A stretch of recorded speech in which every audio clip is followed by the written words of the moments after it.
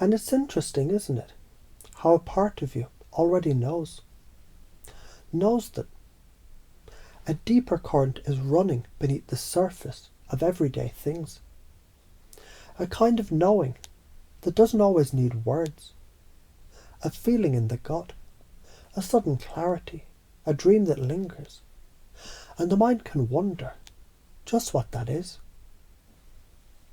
And you don't have to try to figure it out, because the unconscious mind, your mind, is already a master of processing far more than the conscious self could ever hold.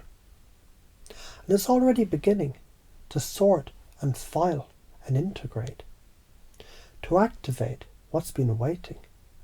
Think of intuition not as one thing, but as a spectrum of light, from the faint glow of a feeling to the brilliant laser of direct knowing.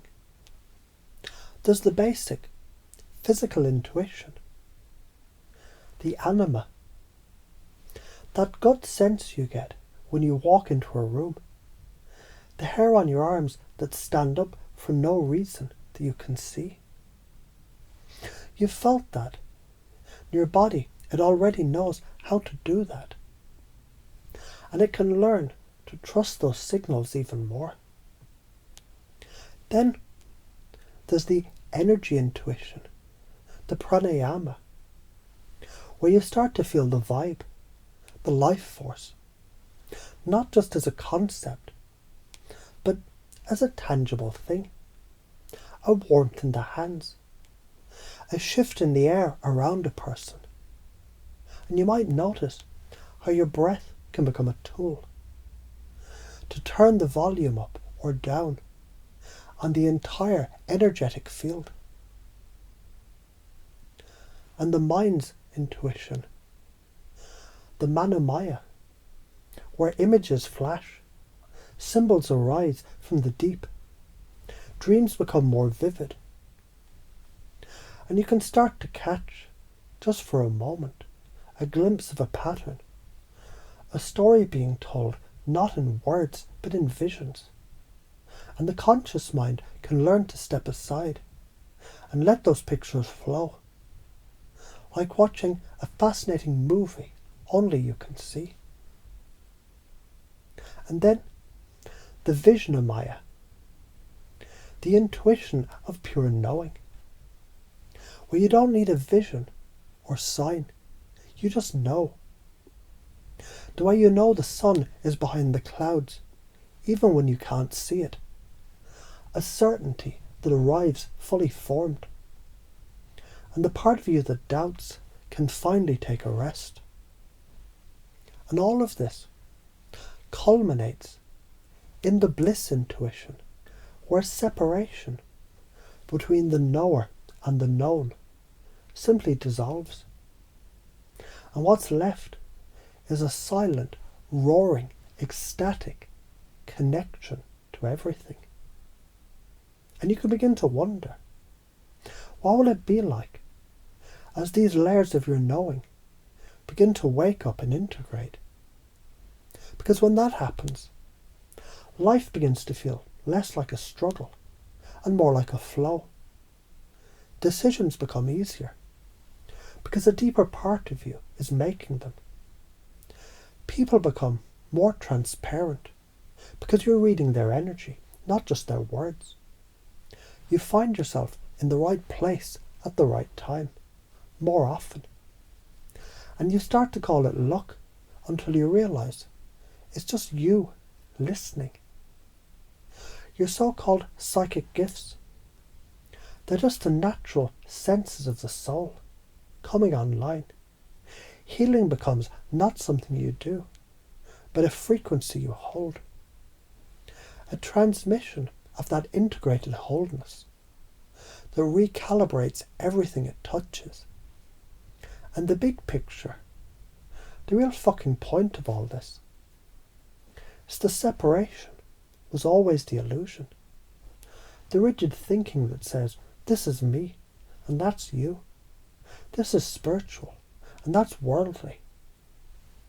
That is the prison door. And intuition in all its forms is the key turning in the lock. Because everything's related. The thought you have and the event that happens tomorrow. That feeling in your heart and the healing of a relationship 1,000 miles away. That belief you hold and the reality you experience. It's all one seamless, interconnected web.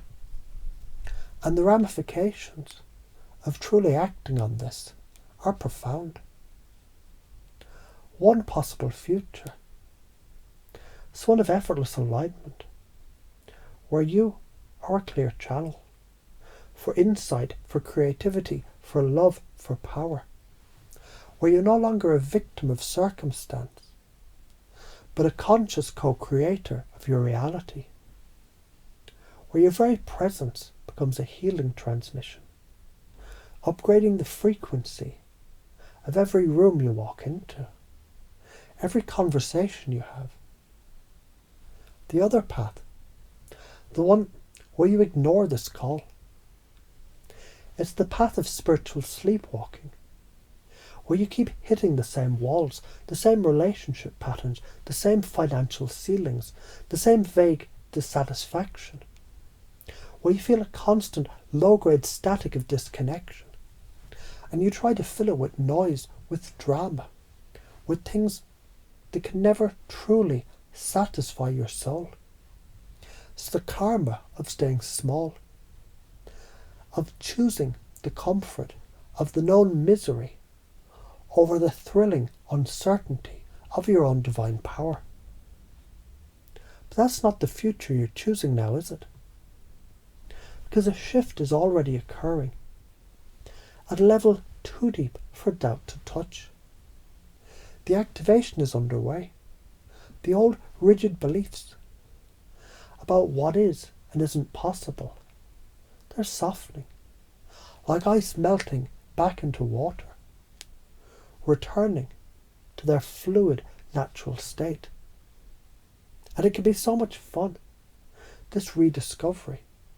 It can be a game, a dramatic, exciting, life-changing adventure, where every day offers a new clue, a new synchronicity, a new piece of the puzzle falling into place. So the conscious mind can listen and the unconscious mind can do its work, integrating these codes, upgrading these systems, aligning these frequencies in a way that's unique and perfect for you. And you can allow yourself to anticipate with a sense of excitement just how your life, your relationship, your very experience of this world will transform as you remember and embody more and more of who you truly are and always have been. The awakening isn't coming someday. It's happening now. And it's okay to let it be easy.